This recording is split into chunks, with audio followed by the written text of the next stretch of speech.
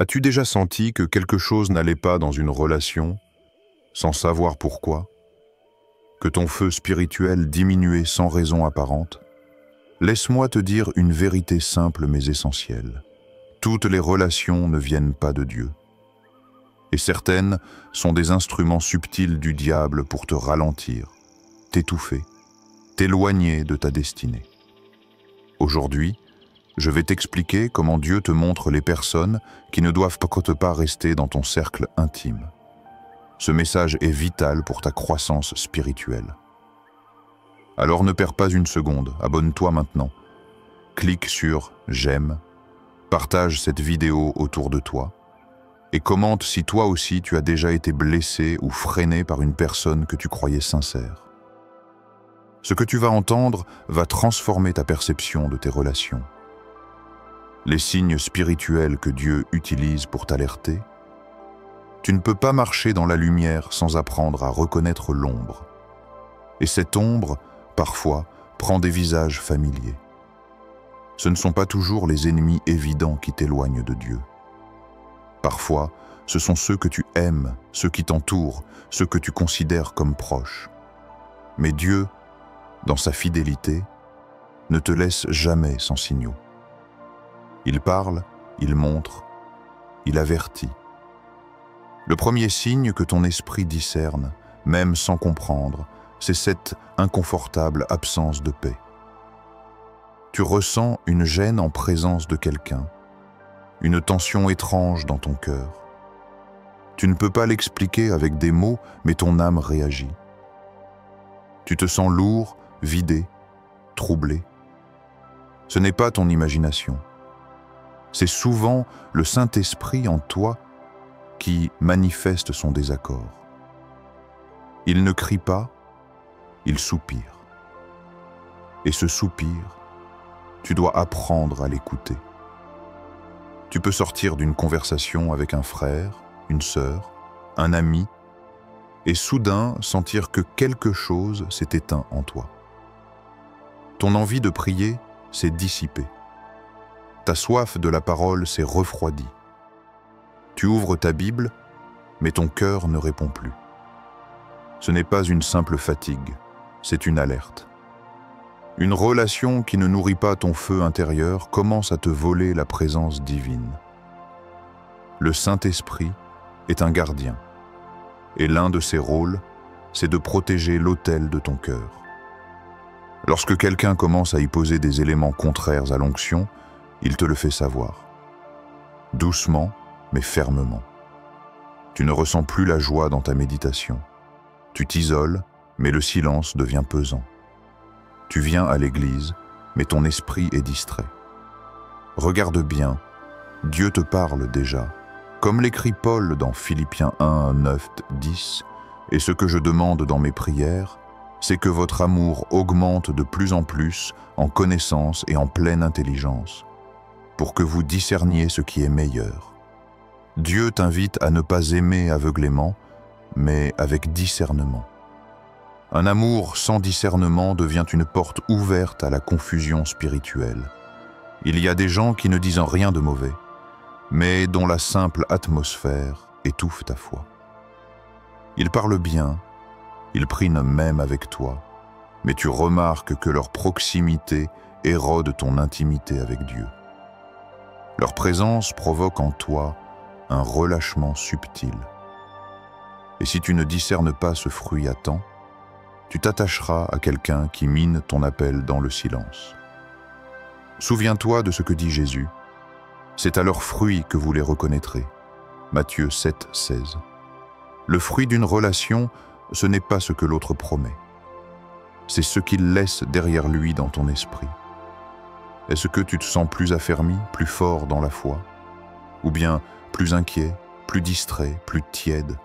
Ce ne sont pas les apparences qui comptent, mais les effets. Autre signe à ne pas négliger, le silence de Dieu. Tu pries, tu demandes, « Seigneur, cette relation est-elle de toi ?» Et tu n'entends rien, pas de paix, pas de confirmation. Ce vide, ce calme, ce flou, c'est aussi un langage. Dieu parle aussi dans le silence. Et parfois, son silence est un avertissement. Il veut que tu regardes, que tu observes, que tu ressentes. L'ennemi, lui, n'a pas besoin de te faire tomber dans le péché ouvert. Il préfère te ralentir subtilement. Il place dans ta vie des personnes qui semblent bien intentionnées, mais qui diluent la présence de Dieu en toi. Pas d'attaque frontale, seulement des conversations stériles, des distractions constantes, des conseils contraires à l'esprit. Et sans t'en rendre compte, tu dérives. Une personne peut être douce, attentionnée, même croyante, mais ne pas être appelée à marcher avec toi. Et si tu ne discernes pas cela, tu t'attacheras à des visages que Dieu essaie justement d'éloigner de ton chemin. Alors aujourd'hui, prends le temps de faire le point. Analyse ton cercle avec les yeux de l'esprit. Écoute ton malaise, ressens la qualité de ton feu intérieur. Sois attentif au silence de Dieu. Ne ferme plus les yeux quand ton esprit t'alerte. Car Dieu ne t'abandonnera jamais dans l'erreur. Il t'aime trop pour ça. Partie 2. Comment discerner les relations qui éteignent ton appel? Tu avances, tu pries, tu lis la parole. Et pourtant, quelque chose freine. Tu sens que ton feu ne brûle plus comme avant. Tu n'as pas commis de péché visible. Tu ne vis pas dans la rébellion. Et pourtant, ton esprit devient lourd, ton élan spirituel s'affaiblit. Tu doutes, tu hésites, tu stagnes. Alors pose-toi cette question. Avec qui marches-tu en ce moment? Toutes les relations ne sont pas mauvaises, mais toutes ne sont pas appelées à durer. Il y a des compagnonnages qui sont bons pour une saison, mais destructeurs si tu les prolonges. Des présences qui semblent inoffensives, mais qui deviennent des freins invisibles à ton appel. Tu peux aimer quelqu'un sincèrement, profondément, honnêtement, sans que cette personne soit destinée à t'accompagner dans ce que Dieu veut faire de toi. Le véritable discernement ne vient pas de ton cœur. Il vient de ta communion avec l'Esprit de Dieu. Et c'est là que beaucoup tombent. Ils ne demandent jamais à Dieu si les gens qu'ils accueillent dans leur cercle sont validés par le ciel. La parole est claire.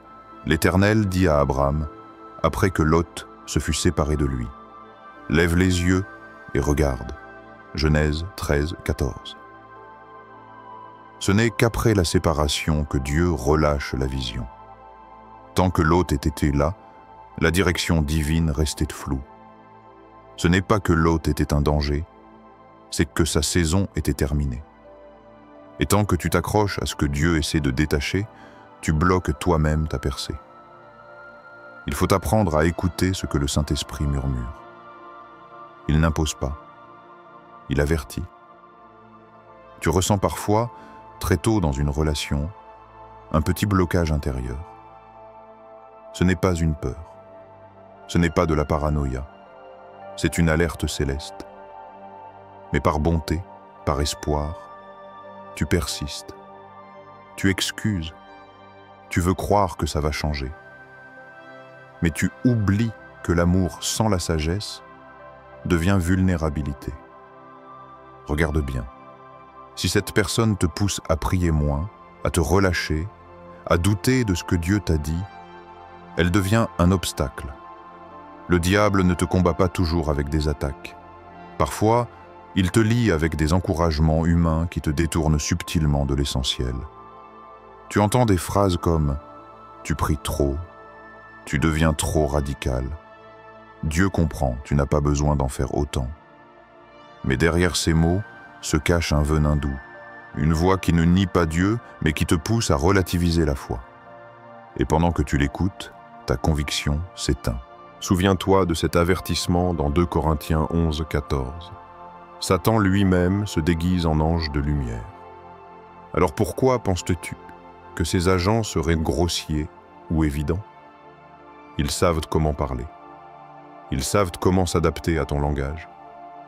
Ils connaissent ton besoin d'amour, d'écoute, de stabilité, et ils s'en servent pour t'endormir. Tu ne perds pas la foi d'un coup. Tu la dilues. Un jour sans prière devient une semaine.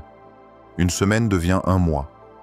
et tu te retrouves à dire « je ne sais plus où j'en suis ». Pourtant, tout a commencé le jour où tu as laissé quelqu'un relativiser ta passion pour Dieu. Voilà pourquoi tu dois sanctifier toutes tes relations. Ne laisse personne entrer dans ton cœur sans avoir prié d'abord. Présente chaque amitié à Dieu. Place chaque personne à ses pieds. Demande-lui, « Seigneur, cette relation t'honore-t-elle? Me construit-elle » Ce qui n'est pas sanctifié devient un terrain fertile pour l'ennemi. Ce qui n'est pas aligné avec ton appel devient une chaîne invisible, même si c'est recouvert de tendresse. Et bientôt, tu n'avances plus. Tu es bloqué, pas par un péché, mais par une affection mal placée. Tu ne dois pas marcher avec tout le monde. Jésus aimait tous les hommes, mais il n'a choisi que 12 disciples. Et même parmi eux, il savait qui le trahirait. Ce n'est pas de l'élitisme, c'est de la sagesse spirituelle. Si tu veux vraiment accomplir ton appel, tu dois être prêt à faire un tri. Pas un tri humain basé sur les critères du monde, mais un tri spirituel, fondé sur ce que Dieu dépose dans ton cœur. Et quand il dit « stop », n'insiste pas, ne justifie pas, coupe, ne laisse personne éteindre ton feu. Ce que Dieu a allumé en toi est précieux. Ne le compromets pour aucune relation, aussi douce ou rassurante soit-elle. Quand les relations deviennent des chaînes invisibles, il y a des moments dans ta vie où tu ressens une lourdeur inexplicable. Tu veux aller de l'avant, tu veux t'élever dans les choses de Dieu, mais une force invisible semble te retenir. Tu pries, mais ton cœur est distrait. Tu jeûnes, mais sans feu. Tu adores, mais ton esprit est ailleurs. Et si cette résistance n'était pas en toi, mais dans ce à quoi tu es lié? Il existe des attachements qui naissent dans la sincérité, mais qui deviennent, avec le temps, de véritables obstacles spirituels. Tu t'es lié à cette personne dans une saison de faiblesse, de solitude ou d'affection profonde. Et maintenant, même si tu sens que ce lien t'épuise intérieurement, tu n'arrives pas à t'en détacher. Tu continues, tu restes, tu t'accroches. Pas par foi, mais par peur. Peur de blesser, peur d'être seul, peur d'être mal compris. Mais la vérité, c'est que tout lien non sanctifié finit par devenir un terrain pour l'ennemi. Ce n'est pas que l'autre est un démon. Ce n'est pas qu'il veut volontairement t'éloigner de Dieu. Mais sa présence, si elle n'est pas alignée avec la volonté divine, crée une faille dans ton atmosphère spirituelle. Et l'adversaire, rusé comme toujours, utilise cette faille pour semer la confusion, la distraction, la tiédeur. Tu veux garder ton feu, mais tu le réduis en présence de l'autre. Tu évites certains sujets parce que tu sais que cela va déranger. Tu n'oses plus prier à voix haute, tu n'oses plus parler de sanctification, tu préfères rester neutre. Pourquoi? Parce que tu crains de froisser, d'être jugé comme trop spirituel, trop intense. Sans t'en rendre compte, tu deviens tiède pour préserver une paix humaine. L'apôtre Paul disait avec fermeté « Je ne me laisserai asservir par rien ». Et 1 Corinthiens 6, 12. C'est une ligne de conduite spirituelle, une déclaration de liberté. Quand une relation commence à t'empêcher de servir Dieu librement, quand elle bride ta voix, ton zèle, ta foi, elle est devenue un joug. Et ce joug ne t'est pas toujours imposé. Parfois, tu l'acceptes toi-même, volontairement. C'est là que le piège se referme. Croire que l'amour chrétien signifie tolérer tout, rester malgré tout, souffrir en silence au nom de la paix. Mais le véritable amour ne consiste pas à sacrifier ton appel pour maintenir une relation. Dieu n'a jamais demandé à ses enfants de compromettre leur feu pour conserver un lien affectif. Ce qu'il veut, c'est ton cœur tout entier. Si tu n'es plus libre dans ta louange, si tu n'as plus l'audace de parler de ta foi, si tu modifies ton comportement pour éviter des tensions, c'est le signe que ce lien a pris trop de place. Ce n'est pas un rejet que de s'en détacher, c'est une consécration. Il ne s'agit pas de mépriser l'autre, mais de sanctifier ton appel. Certaines relations doivent être posées à l'autel. Tu dois dire à Dieu, si ce lien vient de toi, purifie-le. Mais s'il n'est pas de toi, donne-moi la force de m'en détacher. Ce n'est pas un geste cruel, c'est une décision spirituelle. Car tout ce que tu refuses de couper, s'il n'est pas sanctifié, peut un jour te couper de Dieu. Et Dieu, dans sa sagesse, sait que tu ne peux pas emmener tout le monde avec toi. Il y a des personnes que tu aimes, mais qui ne sont pas faites pour t'accompagner dans la saison à venir. Il ne t'a pas appelé à porter tout le monde. Il t'a appelé à marcher avec lui et avec ceux qui l'approuvent. Alors regarde honnêtement, quelle relation te pousse à restreindre ta flamme, à filtrer ta foi, à ajuster ton feu au lieu de l'alimenter? Si tu en identifies une, présente-la à Dieu. Ne fais pas de cette personne ton fardeau. Dieu seul peut purifier ce qui est vrai et retirer ce qui est nocif. Tu n'es pas responsable de la délivrance des autres, mais tu es responsable de ton obéissance. Et parfois, obéir, c'est choisir de marcher seul pour un temps, afin de rester pleinement connecté à la volonté de ton Père Céleste. Il peut te dire simplement, garde ton cœur. Il peut resserrer ta paix intérieure. Tu peux sentir un léger trouble quand tu es en présence d'une personne. Ce n'est pas de la paranoïa. Ce n'est pas un sentiment vague. C'est l'esprit en toi qui soupire. Et tu dois apprendre à écouter ce langage. Dans Proverbes 3, 5, 6, il est écrit « Confie-toi en l'Éternel de tout ton cœur, et ne t'appuie pas sur ta sagesse. Reconnais-le dans toutes tes voies, et il aplanira tes sentiers. » Reconnaître Dieu, c'est aussi l'écouter quand il t'avertit de certaines présences. Ce n'est pas parce que quelqu'un est calme, poli, même croyant en apparence, qu'il est aligné avec le ciel. Il y a des gens qui ne prononcent aucun mot toxique, mais qui transportent une atmosphère qui assèche ton feu. Leur proximité t'éteint lentement. Tu n'as plus faim de Dieu comme avant. Tu ne te réveilles plus avec cette soif de prier. Tu parles encore de Dieu, mais sans flamme. Et tu te dis, c'est peut-être moi. Non, ce n'est pas toujours toi. Parfois, c'est l'impact invisible d'une relation mal placée. Ce qui est dangereux avec ces relations, c'est qu'elles sont silencieuses. Elles ne s'opposent pas frontalement. Elles s'installent doucement. Elles ne te distinguent pas de péché. Elles détournent subtilement ton attention, te font douter de ta ferveur, te donnent envie de te relâcher. Et tu ne te rends compte du dégât que quand ton feu a déjà faibli. Tu cherches une réponse claire de Dieu à propos de cette personne. Tu pries, tu demandes un signe, un rêve, une confirmation. Mais il n'y a rien, le silence. Et ce silence, s'il est constant, s'il est pesant, devient une réponse en soi. Ne crois pas que Dieu parle toujours par des manifestations spectaculaires. Il parle aussi par ce qu'il ne dit pas. Parfois, son absence de paix, son silence persistant sont des enseignements célestes. Il ne crie pas « quitte cette relation », mais il retire sa paix, sa clarté, sa lumière, et il attend que tu comprennes par l'esprit. Dieu ne t'abandonne pas dans le flou, il t'invite à observer les fruits, à sentir ce que ta communion avec lui devient depuis que cette relation a commencé, à comparer ton niveau de feu avant et après, et à comprendre que ce n'est pas parce que Dieu ne condamne pas une relation qu'il l'approuve. Tu dois apprendre à discerner dans le silence, à ressentir quand ton esprit se referme. Tu ne peux pas continuer à ignorer les signaux intérieurs sous prétexte d'amour, de fidélité ou de tolérance. Car parfois, le manque de paix est un cri divin. Et au bout du compte, Dieu attend une seule chose, que tu le choisisses, même contre tes préférences.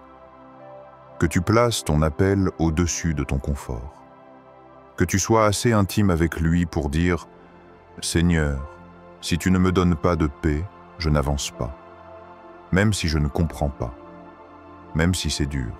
Frère, sœur, si ce message a réveillé quelque chose en toi, sache que ce n'est pas d'un hasard. Dieu veut te protéger. Il veut sanctifier tes relations, purifier ton entourage, affiner ton discernement.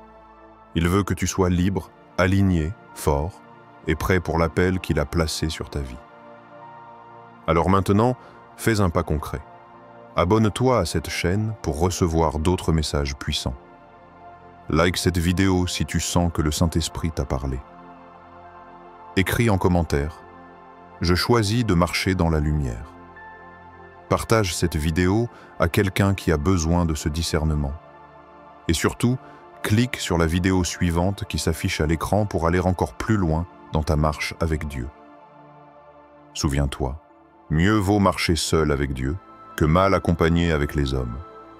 Sois vigilant, sois spirituel, sois fort et avance dans la paix de Christ.